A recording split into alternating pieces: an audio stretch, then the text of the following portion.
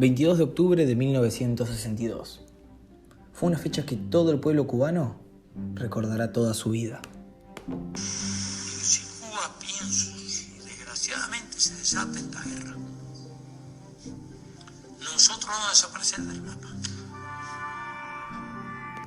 A ese que acaban de escuchar es un tal Fidel Castro.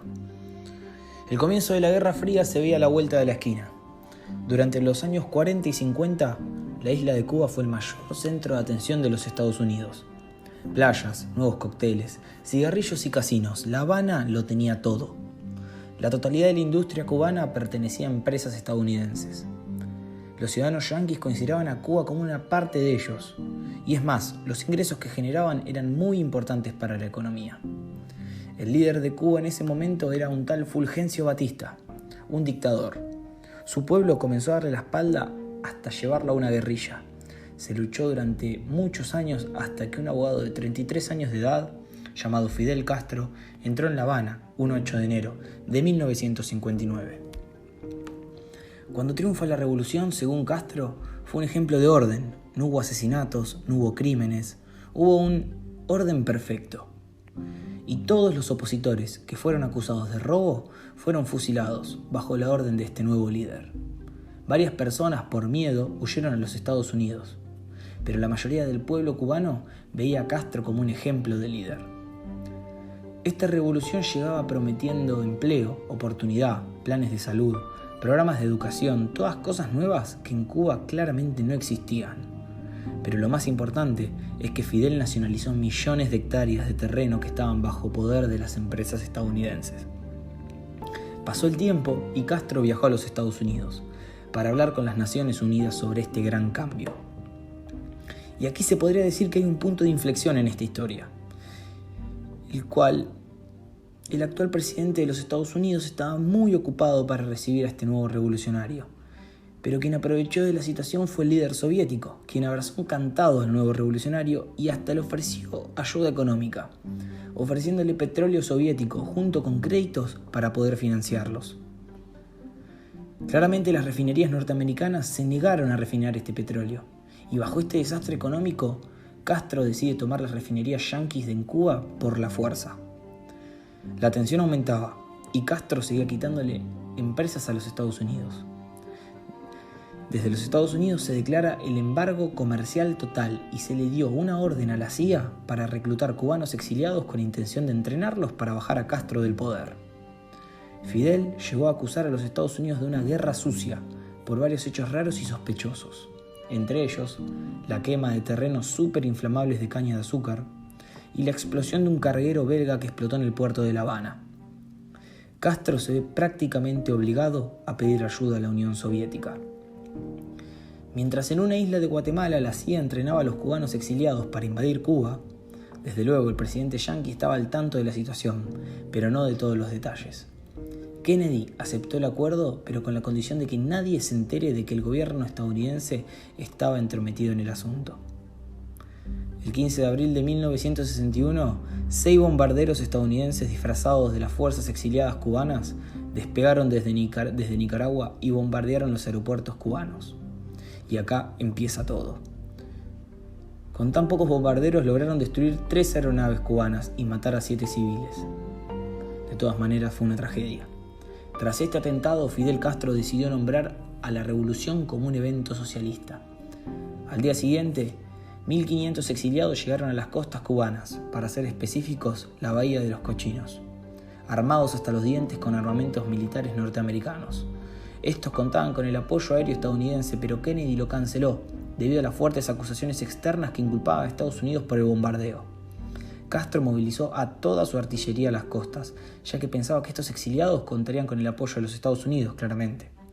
Sin el apoyo de los americanos, no fue problema para Cuba esta invasión. Duró menos de 72 horas. Castro había triunfado y dejó en ridículo a Kennedy. Y bajo esta ola de confianza, Fidel intentó esparcir esta revolución por toda Sudamérica. En la primavera de 1962, 40.000 marines estadounidenses hicieron una especie de ejercicio e invadieron una isla caribeña, solo para llamar la atención de Fidel. Este acontecimiento no solo llamó la atención del revolucionario, sino que también la de sus fieles aliados, los rusos. Estos estaban dispuestos a brindarles misiles nucleares de medio alcance y así asentar una base estratégica en Cuba. En julio de 1962 partieron hacia Cuba los primeros barcos soviéticos que trasladaban ocultos estos misiles y más de 40.000 soldados. Y prepárense porque la mesa se ve que ya estaba servida. El 14 de octubre, la CIA mandó un avión a espiar la isla para intentar descubrir qué es lo que estaba sucediendo, y a la mañana siguiente Estados Unidos ya estaba al tanto de los misiles. Los soviéticos nunca habían colocado armas fuera de sus fronteras, pero bueno, siempre hay una primera vez, ¿no? Kennedy, al enterarse de esto, llamó a los asesores a una reunión de extrema urgencia. Muchas ideas se hablaron en esta reunión. Un ataque a las bahías para destruir a los misiles, un pacto diplomático. No era lógico bombardear Cuba, lo llevaba a estar en la misma situación que los japoneses con Pearl Harbor, pero esa es otra historia. Los soviéticos mantenían su postura. Ellos decían que todas sus armas eran de carácter defensivo. Si ellos no invadían, no iban a ser necesarias. En fin, el plan de acción iba a ser el siguiente. Se decretó una especie de cuarentena, una especie de bloqueo. La Marina detendría y registraría todos los barcos con destino a Cuba. Sin embargo, Estados Unidos se preparaba para la guerra, por si acaso esta cuarentena no funcionara. Y llegó el tan ansiado día. Un 22 de octubre de 1962, a las 7 de la tarde, Kennedy comunicó al pueblo estadounidense la presencia de los misiles nucleares en Cuba e hizo pública la cuarentena. El anuncio del presidente estadounidense no cayó bien del otro lado del charco. No especificó bien lo que era en verdad esta cuarentena y no dijo que en verdad era un bloqueo armamentístico. Las fuerzas soviéticas estaban listas para el combate. El Pentágono afirmaba que los Estados Unidos estaban preparados para el enfrentamiento y afirmaban que tenían el visto bueno para hundir buques del bloque comunista que se dirijan a Cuba y no quieran ser procesados ni registrados. Ambas partes trataban de llevar al límite los nervios de sus oponentes. Los estadounidenses se preparaban para un holocausto nuclear. La gente se volvía loca. Comenzaban a comprar provisiones y a preparar refugios nucleares. En Rusia, la gente sentía la proximidad de la guerra, se sentía la tensión en el aire. Todos comprendían que esta guerra no sería como las anteriores, sería con armas atómicas. Los rumores de una negociación por la paz cada vez se hacían más fuertes. Los barcos soviéticos que estaban por llegar a Cuba cambiaron de rumbo. Y esto era un signo positivo, que quizás traía con él la paz y no el enfrentamiento, pero la historia no había terminado. A las 9:24 del 24 de octubre llegaba una carta a los Estados Unidos, que decía que la Unión Soviética rechazaba todos los puntos de negociación y se preparaba para un posible ataque. Por primera vez en su historia, el Comando Aéreo Estratégico de Estados Unidos pasó a la condición de Defensa 2, y el siguiente paso a ese sería la guerra. Poco después de la salida del sol del día del 25 de octubre, Kennedy ordenó que se interceptara un buque soviético que llevaba petróleo, como una especie de amenaza, para que los soviéticos sepan que los estadounidenses iban en serio. Estados Unidos se reunió con sus fuerzas de invasión en Florida. Ellos no sabían que los soviéticos tenían también misiles de corto alcance para eliminar invasores. Hubiese sido una masacre. El 26 de octubre, con el mando militar soviético totalmente listo, Kennedy recibe un telegrama de Khrushchev, en el cual pactaba una oferta que decía que si los Estados Unidos firmaban que no invadirían Cuba, la necesidad de que sus especialistas militares estén en la isla desaparecería. A la mañana siguiente, Khrushchev jugaría una carta un poco más picante, por así decirlo. Él entregaría los misiles de Cuba si Estados Unidos entregaba los misiles de corto alcance secretos que tenían en Turquía. Kennedy estaba dispuesto a sacar los misiles, pero no era tan sencillo. Mientras pasaba todo esto, un avión secreto estadounidense que patrullaba la costa este de Cuba es derribado. Y lo que todos deben estar pensando ahora debe ser, y bueno, esta es la gota que rebalsó el vaso. Pero no.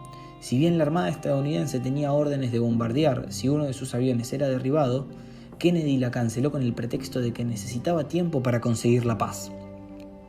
Luego de este acontecimiento, Fidel Castro se comunica con Khrushchev diciéndole que estaba cantado que se aproximaba el ataque estadounidense y que si esto pasaba, la Unión Soviética debía contraatacar con un ataque aniquilador. Lo que no se sabía es que en Washington, Kennedy ponía todas sus fuerzas para evitar una guerra nuclear. Khrushchev habló en Radio Nacional y se dispersó el mensaje en todo el mundo, afirmando que los misiles serían retirados. Y no cabe ninguna duda de que sin este acuerdo los Estados Unidos hubiesen invadido Cuba y de inmediato estallaría una guerra nuclear, ocasionando la muerte de millones de personas en todo el mundo. Esta podría catalogarse como la mayor crisis del siglo XX. Mi nombre es Alejo Ferrazano. Ha sido un placer.